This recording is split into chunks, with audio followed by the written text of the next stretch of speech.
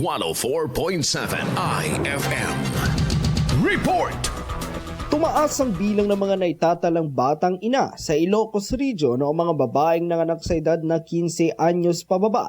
Ayon yan sa tala ng Commission on Population and Development Region 1. Ayon sa datos, naitala ang 137 na bilang ng mga batang ina o katumbas ng 269.5% na pagtaas kumpara noong 2020 na meron lamang 38. Ayon sa CPD Region 1, kapansin-pansin ang pagtaas nito partikular sa Pangasinan kung saan mula sa 10 noong 2020 ay pumalo na ito sa 75 noong 2023 pati na rin sa mga probinsya ng La Union, Ilocos Sur at Ilocos Norte. Sa pahayag ni CPD Region 1 Director Eileen Serrano, binigyang diin nito ang pagsasagawa ng mga hakbang upang mapababa ang bilang ng teenage pregnancy sa bansa.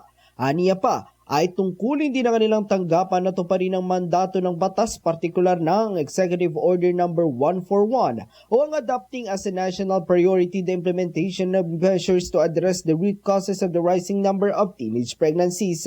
Dagdag pa riyan ang pakikisa ng tanggapan na magpatupad ng iba pang polisiya upang mabawasan ang mga naitatalang batang ina mula 10 hanggang 14 anyos kaysa naman sila sa panawagan ukol sa pagpasa ng Adolescent Pregnancy Prevention Bill na mainit na pinagtatalunan ngayon sa Senado. Kasama mo mula rito sa IFM Dagupan, ito si Idol Matthew Pacheco. Tatak IFM. IFM News. IFM News.